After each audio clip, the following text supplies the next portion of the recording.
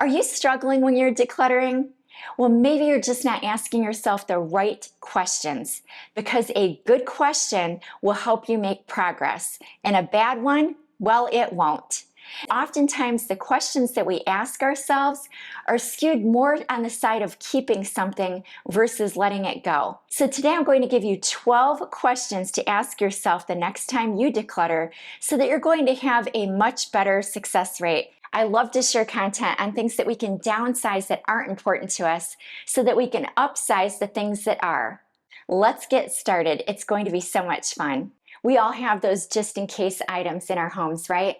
Oftentimes we'll find them in our garages, in our storage areas, in bins under our beds, in cabinets. They're all over the place. And we keep them because we think that one day we might need them and we wouldn't want to spend money all over again on that item. If there are items in your home and you haven't used them in a long time, ask yourself this question. It's a really good one. Is there someone else out there that could use this item more?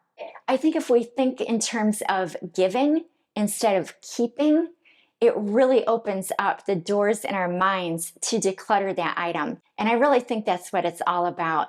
When we give things to people, it really makes us happy. And when we start to hold on to all of these things, it's like, oh, I gotta hold all of this stuff. It's effort to hold all of it. It's effort to take care of it. But when we release it, it kind of opens us up, right? It just, it opens us. And that is such a good feeling. So I want to challenge you on this one. I know it's hard because you think, well, I spent money on this. I don't want to have to buy it again if I need it. If you haven't used it, just release it. Would I buy it again? This is sort of reverse shopping. I absolutely love it. And I would have to say that this one question caused me to declutter more than anything, actually. And here's how you use this one. Let's say you're getting ready in the morning and you pull out a shirt. You look at it and you think to yourself, I don't really want to wear this. And you put it back. That is exactly the purchase that you need to reverse buy and just get it out of your closet. And when you downsize and declutter the things that are no's, they're not important to you, it really allows you to value and upsize the things that are. And in my case, I had a massive handbag collection. Well, probably not massive to most people, but massive to me, being that I consider myself a minimalist. I think I had about maybe 15 to 20 bags, maybe even more. And I discovered something when I was asking myself this exact question. Would I buy it again? Do you know the answer was no. I would not buy any of them again.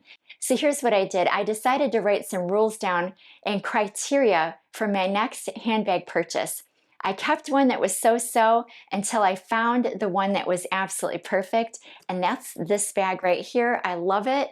It's the perfect size, it's the perfect color, it's got a nice wide strap on it that doesn't hurt me as I carry this bag. I'm not going to settle anymore. So ask yourself this question right here, would I buy it again? It's going to help you declutter like crazy. Does this item fit my space? That has definitely happened to me. As you can see, this room is small. It's my family room in my downsized home. And back in the day when I lived in Michigan, I had a really big family room. I absolutely loved it. I had all sorts of things in it. I didn't need all of those things, but I felt like I had to fill that space up. I actually just did an entire video on things that you can let go of that are too big for your home. So check that out. I'll put it in my description below. But getting back to this one, I had a gigantic armoire that housed my TV plus other things because it had drawers below. I had a sofa table, end tables, and even a curio cabinet. So I definitely have come a long way. I completely understand if you have some of these things in your home and you're starting to feel a little bit crowded. So ask yourself, does it fit in my space? And if the answer is no, don't be afraid to just part ways with that item and maybe get something that does fit better, or better yet, just live with it without that item in your space. And also, I want to just say something here about that. If you're afraid to let something go, if you're afraid that you might regret it, go ahead and take that item, put it into another room altogether, and live like that for maybe 30 days. See how that space feels to you. I am almost positive that you're going to let it go at the end of that 30 days. I hope that the questions I've mentioned so far will help you. Make sure that you stay all the way till the end, because all of them are fantastic, and every single one of them have helped me on my decluttering journey. Does this item require tweaking? That is a really good question too. Maybe you bought a pair of pants and they were too long and you told yourself, well, I'll take them to get altered. And it's 2 years later. Well, I would challenge you to pull those out of your closet, and if you don't alter them this week, donate them. Because in all likelihood, they're taking up space in your closet. And who knows, I would even try them on. Do they even fit good? Are you completely happy with them? Because if you're not completely happy with them, you certainly don't want to take them to the alteration place and get them adjusted, only to bring them home and go, you know what, I don't even like these. And one thing I will say is, when you're shopping, make sure that you try to get things that you don't have to alter, that you don't have to tweak. I have definitely purchased things that I've taken to the alteration place only to have them do a job that I wasn't quite happy with. It was too short, or they left it too long, or it just didn't look great altered. So now my own rule for myself these days is I don't buy anything that I have to tweak. When was the last time I used this? Well, for these little candle holders, I actually use them all the time, but I had so many candle holders in every color, every shape, every size, and I would have the candles to match them. So if you find yourself having a big collection of anything like this, any of those household items, you don't actually ever reach for it. I always reached for these, but I always had to reach around the other ones that I didn't even want to use. And also, at the same time you're asking yourself, when is the last time I used this? Ask yourself, what ones do I use? And that's going to create something in your mind. It'll kind of divide that category for you into the things that I really appreciate and value and find joy in, and then the other things that I absolutely don't find joy in. I don't ever reach for them. That is a clear indication that you can let those other ones go. And you know what's going to happen? You're going to really appreciate the ones that you have left. Am I doing this activity anymore? This can be artistic activities, it could be exercise activities, it could be part of a club that you used to belong to. You had to have supplies for that club. This is my gym bag. I absolutely love it. This is my little yoga towel. I use it all the time. But there were a lot of things that I had when I was decluttering that I came across that I thought, uh-oh, I don't even use this anymore. I'm not even part of this club or this group. I don't do this activity anymore. Running comes to mind because I used to be a big runner, but then I found other things that I liked better.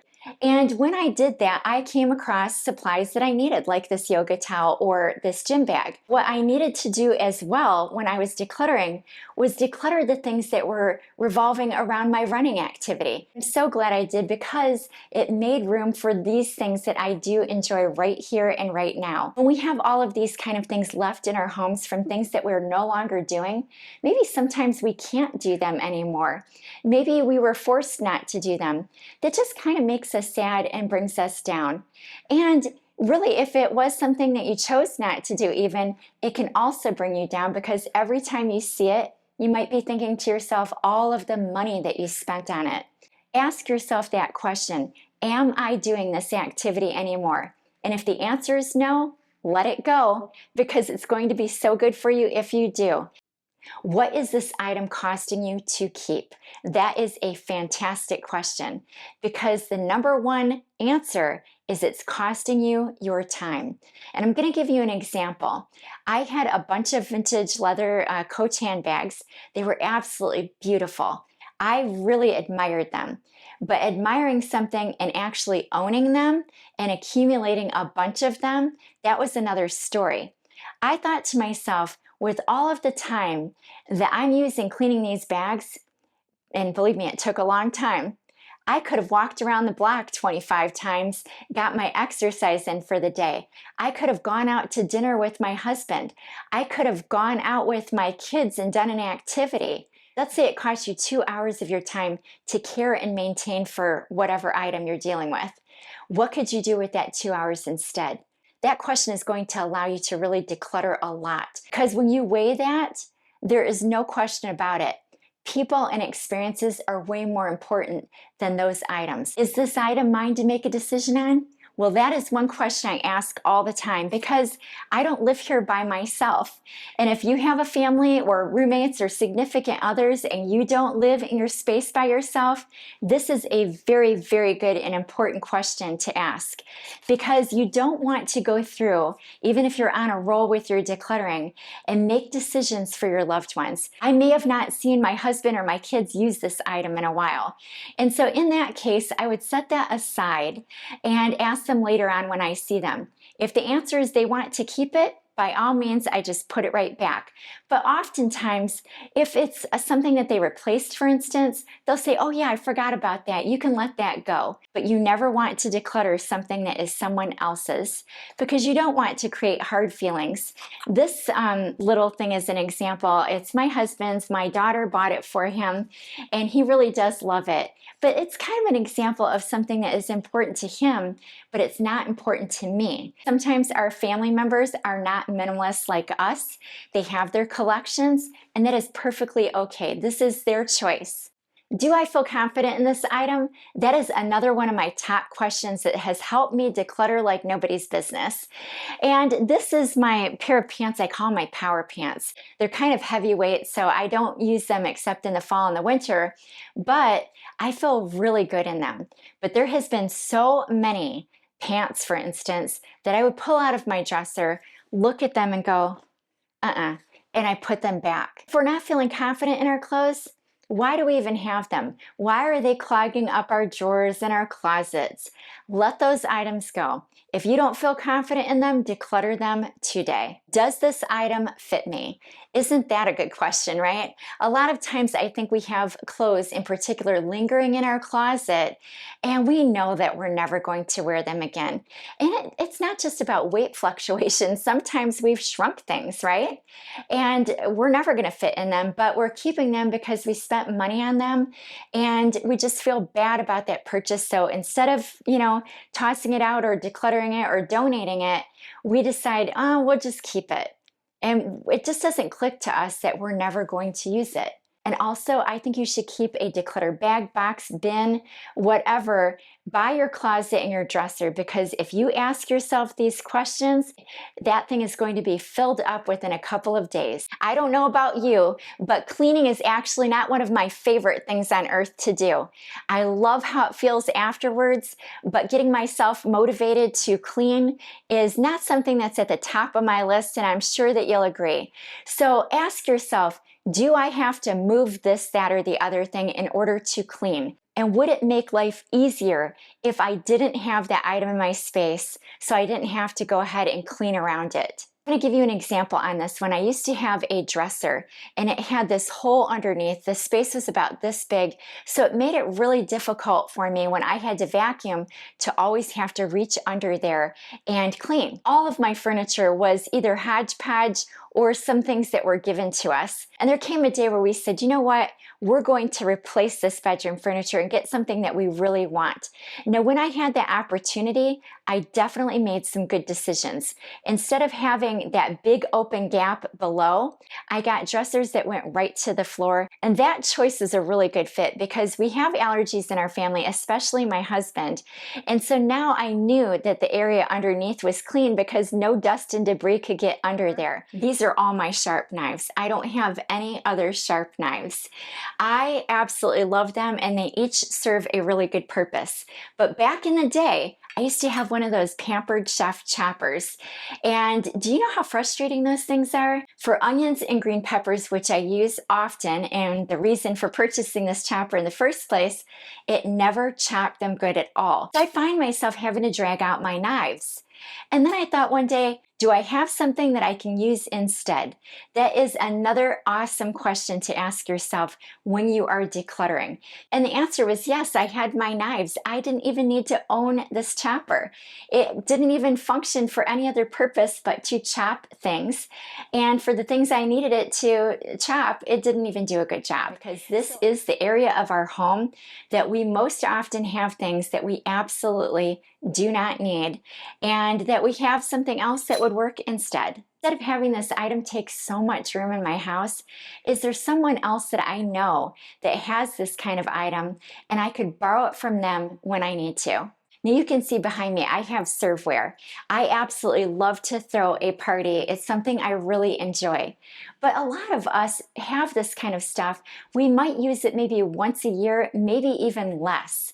And if that's you, you have things in your space, maybe you have a small kitchen like me and it's just really feeling crowded, ask yourself, could I borrow this item from somebody else? Does this item require me to buy something else?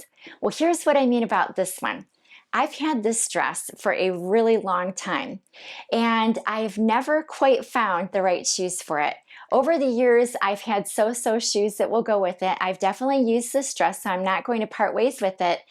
But if I were to go back in time, I might make a different decision. Maybe there would have been something a little bit more plain that I could have purchased instead that would allow me to find shoes way easier. So ask yourself all of these questions. Make sure that you write them down on a little sticky note or a piece of paper that you tape to a wall near where they are applicable the most. And I bet you're going to declutter so many more things than you have been before you were asking yourself these questions. Well, look what just happened here. This is my little treat to myself when I film or when I edit. And Gigi, I know it's her. I just know it's her. She is right there. I know that she did this. Yeah. I come down to get a drink after getting ready, and this is what I find. She's admitting she did it. I hope you enjoyed this video. Thank you so much for watching. If you got all the way to the end here, please make sure that you subscribe to my channel. And if you're new, make sure that you leave me a comment below and introduce yourself. I would love to meet you.